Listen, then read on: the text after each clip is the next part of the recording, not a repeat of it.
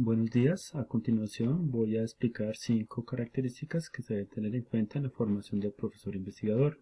Esta actividad se realiza desde el módulo de investigación educativa del programa Doctorado en Ciencias de la Educación. Quien les habla el estudiante Edgar Villamil. En primera instancia tenemos entonces los antecedentes históricos de la ciencia y su relevancia en la investigación. Entonces se dice a partir de Cadeño, se dice pues que se plantea que surge en el momento que hay una relación entre causa-efecto, es decir, es la manera de pensar que nos servía para entender la realidad que los rodeaba. Seguido de eso, pues se dio una división de lo que fue el trabajo manual y el trabajo intelectual. Gracias a ese trabajo intelectual, pues surgieron unas sociedades interesadas en comprender el mundo. Esto pues se dio a mediados del primer milenio hasta la revolución científica del siglo XV. Posterior a eso, entonces se detuvieron las premisas de el surgimiento de la ciencia, pues que se dio en países de Oriente Medio como lo fue Egipto, Babilonia, India y China. Importante mencionar a Babilonia, pues allí es la base de la ciencia astronómica, ¿sí? Desde el punto de las matemáticas, entonces fue esencial para la administración y organización de su sociedad como tal. Allí pues también se dio la distinción o la diferencia entre ciencia, religión, racionalidad y astronomía. Posterior a eso, entonces, se racionalizan los conocimientos empíricos de la naturaleza y la sociedad. ¿Sí? Entonces allí surgió lo que fue la astronomía, la matemática, la ética y la lógica. Posterior a eso, entonces en Grecia, pues surgieron unos grandes pensadores que se dedicaron como tal a la ciencia, es decir, se deslindaron un poco de lo que era la religión y la metodología. Desde el punto de vista investigativo, entonces tenemos que los griegos tenían una lógica deductiva, es decir, no requería ser comprobada o explicada. Y sus hipótesis, como lo mencioné, pues se basaba en el razonamiento deductivo. Finalmente, pues tenemos lo que fue la revolución industrial, ¿sí? Desde ese entonces, la función de la ciencia era de explicar, ¿sí? Los fenómenos que ocurrían y consistió también en fundamentar los horizontes sobre la visión que se tenía del mundo y la naturaleza. Por otro lado, pues allí en esa revolución industrial se hizo la transformación entre la ciencia y la tecnología. Cabe mencionar pues que aquí, desde el punto de vista investigativo, fue el crecimiento del conocimiento científico y la técnica, es decir, un conocimiento del hombre en el sentido de controlar la naturaleza y identificar las problemáticas que allí se evidenciaban a partir de su empirismo, ¿sí? De una investigación empírica. Es importante también mencionar acá una serie de autores, independientemente pues si eran de la edad antigua, la edad media o el Renacimiento o entre otras épocas, pues cada uno con su visión, su trabajo desde la ciencia y desde la investigación empírica, aportaron hechos fundamentales que permitieron el crecimiento, valga la redundancia, de cada una de estas ciencias, lo que hoy conocemos es gracias a ellos, a la investigación que realizaron ellos. Nuestro segundo ítem es los valores e intereses de la investigación. Dentro de esos valores e intereses que tenemos se habla desde el punto del Tratado de Helsinki, ¿sí? Digamos lo fundamental allí, que se habla más de parte desde la salud, lo importante es no afectar la naturaleza o la vida humana a partir de la investigación o del quehacer desde la parte de salud. Por otro lado, Hirsch, él pues nos habla un poco más sobre esos valores que se debe tener como investigador, los cuales pues son la honestidad, ¿sí?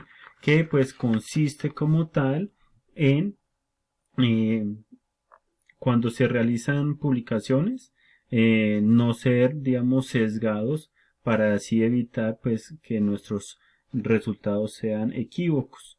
Ser objetivos, es decir, no quedarse con las propias preconcepciones que se tienen, sino tomar esa evidencia y asimismo justificar las conclusiones. Desde la apertura se habla, pues más que todo es sobre estar abiertos a las ideas y opiniones de los demás colegas y así al progreso de la investigación. El respeto se da hacia la propiedad intelectual que tienen los demás compañeros investigadores, la responsabilidad es cuando el investigador tiene esa, valga la redundancia, o esa ética o esa responsabilidad hacia la sociedad y la naturaleza con su investigación. La integridad se da desde la práctica de políticas que apoyen la ética en la ciencia, y finalmente la imparcialidad, pues lo que busca es que el investigador mantenga una posición de, digámoslo, neutralidad frente al desarrollo de la investigación y así, digamos, tener como resultados más veraces. Y, digamos, se coincide que todos esos valores y esos intereses de la investigación surgen y se deben mantener en la ética. ¿Listo? Nuestro tercer ítem son los paradigmas en el campo de la investigación. Entonces, pues allí pues definimos qué es un paradigma, ¿sí? Que es un enfoque pues que debe tener el investigador, influenciado pues por las corrientes filosóficas, donde lo que se busca es solucionar las problemáticas del contexto inmediato donde se encuentra. ¿Listo? Pues tenemos, se clasifica en tres paradigmas desde la parte educativa. El primero pues es el paradigma eh, positivista, es decir, pues este se centra en lo cuantitativo o racionalista, es decir, busca explicar, controlar o verificar los fenómenos que ocurren en el aula o en la institución, y se divide, digamos, en la experimental, que es cuando el investigador tiene dominio de la variable, la cuasi experimental, cuando se deja en pocas palabras al azar, y la no experimental, pues cuando no hay ni dominio ni se deja al azar, ¿vale? Seguido de eso, pues tenemos el paradigma interpretativo. Este pues centra su estudio hacia el conocimiento de la persona, es decir, de la vida social que tiene la persona. Es decir, se hace a partir de la observación y la triangulación de sus datos para llegar a unos resultados. Finalmente tenemos el paradigma sociocrítico. Este pues se centra hacia el quehacer del docente, ¿sí? Es decir, el docente se convierte en el investigador. Por eso se habla de la investigación-acción, donde se es participativo, donde se es crítico y colaborativo. Continuamos entonces con nuestro cuarto ítem, cuando se habla de la ciencia en la práctica educativa para el estudiante. Entonces se tienen unos aspectos según Vega, que es aumentar o potenciar la curiosidad sobre los diferentes fenómenos, que ese interés le permita conservar el contexto que lo rodea, lo que es la naturaleza. La ciencia, que proporcionará a niños más comprensivos, el respeto hacia las opiniones de los demás, que es fundamental en investigación, y la flexibilidad intelectual, no ser, en pocas palabras, no mantener una sola punto de vista, sino permitir esa flexibilidad. ¿Listo? Seguido de eso, pues en cuanto al educador, pues tener metodologías creativas, activas y contextualizadas de su quehacer. Sus aprendizajes deben ser transferibles y duraderos, es decir, generar aprendizajes significativos para sus estudiantes, participación e implicación de los estudiantes en la adquisición de los conocimientos, y finalmente la alfabetización científica, o sea, estar en constante actualización académica.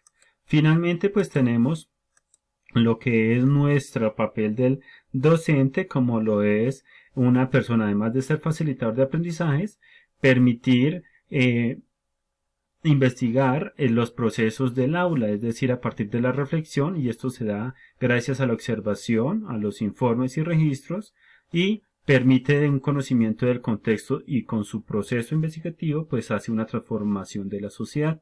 Me quedo como último aspecto lo que dijo Ariza: el docente investiga para conocer y conoce para enseñar.